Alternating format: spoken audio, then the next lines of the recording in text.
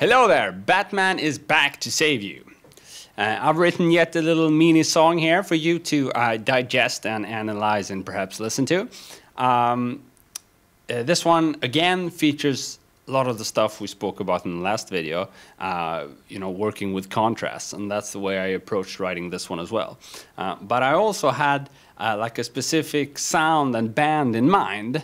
You want to guess which one? I'll give you 5 seconds. 1, 2, 3, 4, 5. I bet you can't guess because I'm not very close to it. But I was a bit inspired by In Flames, and especially their Clayman album, which I'm a big fan of, when sort of writing these riffs. And I also tried to get somewhat close to their sound, but I don't really have the skills for that.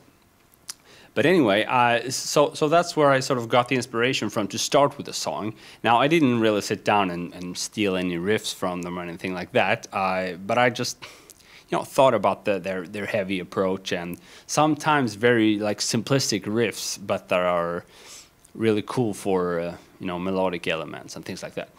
So I started with this kind of riff.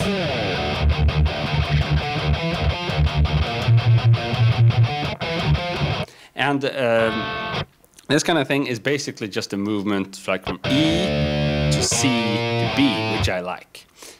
Sorry, I'm down tuned to D, so you have to tune this note down to D and then all the other strings as well. I did that to get a heavier sound. But this kind of riff,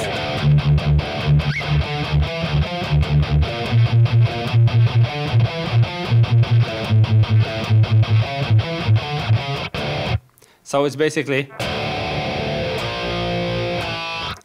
the bass note is E, C, and B, which is, I guess, a thing I would do a lot because I like the movement from E to C, which is like the -6 interval in the minor scale, and I like that. I'll be saying E now, although it's obviously D because I'm tuned down, but I don't really have the intelligence to quickly figure out which note I'm in fact playing, so I'll just pretend I'm not down tuned. But yeah, you know I'm down tuned by now. So if you want to grab the first riff, I'm just going to play it slowly for you, and you can use your ears and eyes to figure it out.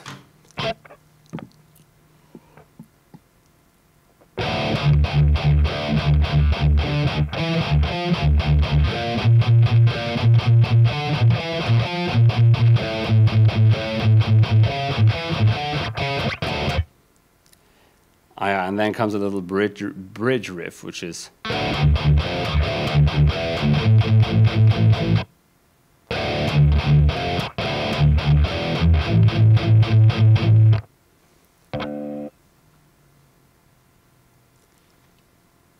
Am I looking good?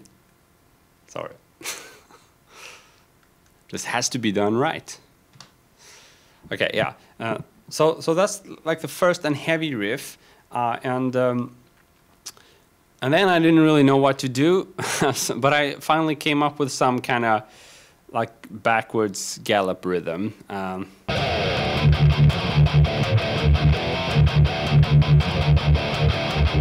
And since one of my weak sides are like chord progressions and chord harmonies and things like that, I didn't really know what to do harmony-wise either. So I just figured, let's just take that riff and apply it to a standard blues progression, because that's one of the few progressions I know.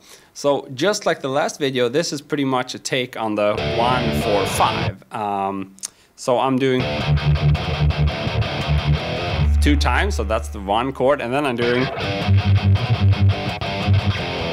and that's the 4 chord, A here, and then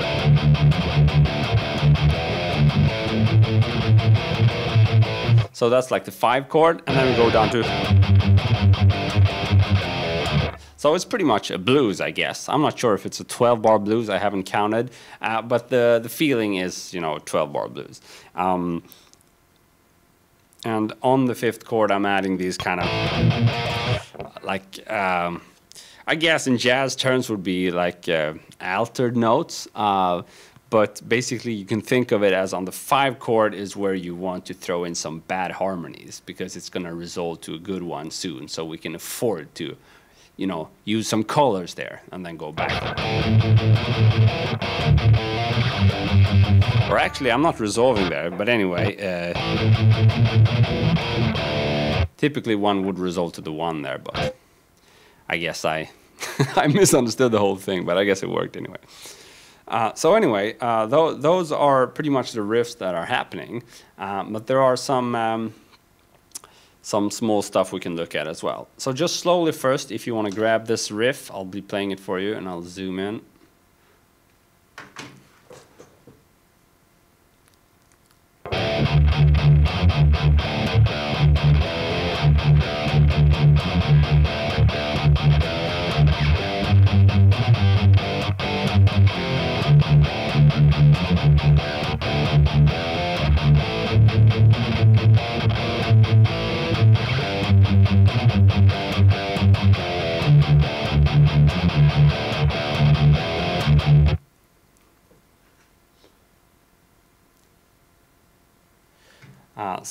And basically we had like a strange harmony preceding this riff, which was this, just this.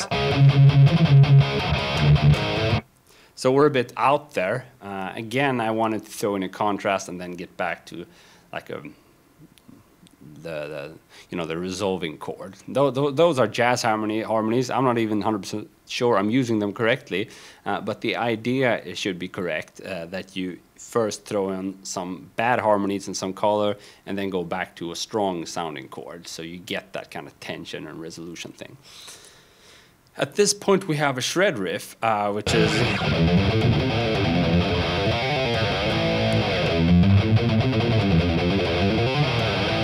I don't know why I threw that in. I just thought, hell, let's do it.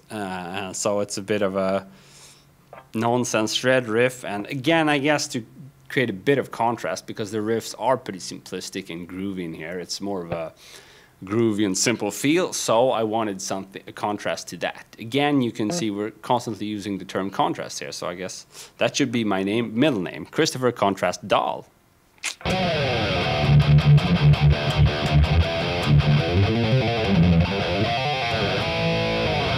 So here we go slowly.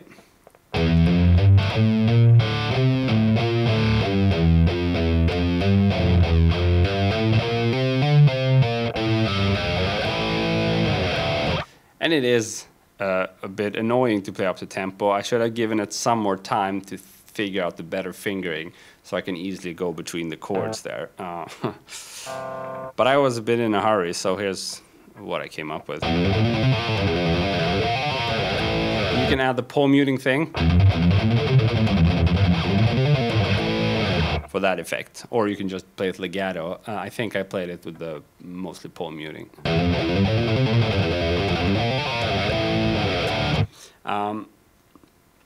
Okay, so yeah, I guess those are the riffs. Fairly simple. I guess one could continue and you know, do a whole song out of this. My intention here was mostly to explore some, you know, writing techniques, I guess you could say, and also some recording techniques, and see if I could get the sound I had in mind. Now, other things you'll find in this little mini tune are lots of, I guess, guitar licks and solos. It's a way for me to throw in some content in the song, because I can jam and quickly have some content, whereas the riff writing and the singing, or growling, or whatever you want to call it, is a very slow process for me, so I have to prepare that. So those kind of small solo bits are there to, again, create some contrast. We don't constantly want to hear the singing, or we don't constantly want to hear guitar playing either, so we, you know, want some tension in between those different ingredients. And the singing, yeah, what can I say? I'm trying to get back into that stuff, so I hope that for every recording I do, it's going to get better. And there's a lot of things to think about, obviously. It's like, for me, it has always been the most time-consuming thing, not only nailing the lyrics and the vocals, but also figuring out what to do, and then in the mix, they are always a big horror to make them sound like I wanted to. So I don't know if you can hear it, but there are some kind of choirs working in the background there, and I learned the hard way that they were mandatory in order for this to sound okay. We needed some extra beef in choirs. But I'm terribly bad at doing the choirs myself, since I can rarely do two identical takes. And typically in like big background choirs, you want to have a whole bunch of identical takes. But I'm too sucky for that. So I figured out I might as well do them with the guitar. So in the background, they're a bit hard to hear, and that's the whole idea as well. They're just there to beef up, not to be sort of audible. Of course, if you have a trained ear and have been working with productions, then you're going to hear them, no problem. But anyway, so what I did instead was I recorded, I think, one single harmony, vocal harmony, and then I recorded like 5 or 6 guitar harmonies, just playing the same melody in different octaves, and I got somewhat the effect I wanted. And most importantly, it was a much faster process than if I had tried to, you know, do the singing stuff myself, or do the singing stuff for the harmonies. So no singing there, and that's, I think, a strategy for me to go from now on, because if I try to do that kind of stuff and try to work as a normal vocalist would do and lay lots of harmonies, or record lots of harmonies, then I would be recording forever, basically. It could take me a week to just nail the chorus for one, nail the singing for one chorus. So I wouldn't want to do that in the near future. Instead, I'm going to work with my guitar instead, because that's much faster, and I'll just focus on delivering like one vocal lead line, and that's it. So maybe that could be a strategy for you if you suck just like I do. I guess that's, I have some video about that, how, you know, your handicaps and the fact that you have to work around them can actually be an inspiration. And I'm really, really exploring it here. And that's why I just limited myself to 1 week. I didn't want to give myself more than 1 week to write this little mini tune, because I knew that I had to find smarter solutions to some problems if I did that.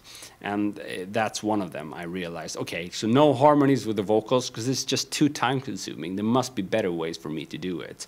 And so why am I afraid of spending a bit of time on music? Nothing bad with that, obviously. But the problem is that the reason I haven't been as productive as I've wanted in the past is because I don't have good routines for recording. So whenever I would try to record a song, I would just be killing myself for weeks and maybe months. And so even though I had a strong desire to, you know, record and write music, I had an equally strong fear of doing it, because it was such a painstaking process. But now I'm trying to reshape that, so that's why I'm sort of imposing different limitations on myself in the creative process, because I hope to find new solutions. And that's why I'm sharing them with you, because maybe they will be useful for you. If they're not, then you're probably long gone by now, so I guess I can continue and not worry. I'm probably alone here. But anyway, so where was I? Robin, would you get me a cup of coffee? You know, I'm Batman and Robin is there. Just kidding. Just kidding. That was a bad joke.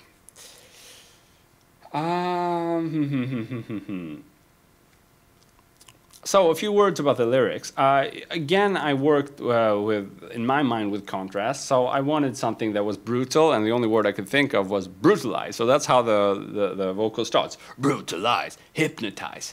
Okay, so that's kind of, you know, the rhyme is obvious, and we have like a very aggressive and girly thing. And then comes Daddy's Gone to Paradise. And I like that line because there's a super obvious contrast between brutalize and hypnotize and Daddy's Gone to Paradise. It's a bit scary to me because daddy implies that you're sort of speaking to a kid, and the two first words, brutalize, hypnotize, is not something you would want to expose a kid to. So there's a, like, to me, there's a scary tension there. And I guess I continued on that path. So jeopardize, realize, you've only won the second prize. And that's also a line I like because I like to not say how it is in my lyrics, but rather say how it isn't, because that leaves up to the listener to use his or her creativity or imagination to figure out what is he referring to. So what was the first prize? And is winning the second prize, is that a bad thing? Maybe it is in this case. What is he referring to? And we get our brain working. And then the lyrics sort of transition into a slightly more standard, although like romantic but tragic kind of thing. I only live for the dead and lost. I only dance with the broken heart. I only pray to my widow's cross. Oh, I wish I could reveal blah, blah. So anyway, that's also, I guess the purpose is to raise some question marks. And we are repeating throughout the lyrics. You can hear we're repeating motif constantly. During the verses, it was like a rhyme with brutalize, eyes, brutalize, hypnotize, jeopardize, realize. So it's constant repetition. And on the chorus, we have I only live, I only dance, I only pray. Now that's a tool you can use easily. It's a lot of times it's easier to repeat something than constantly come up with new stuff.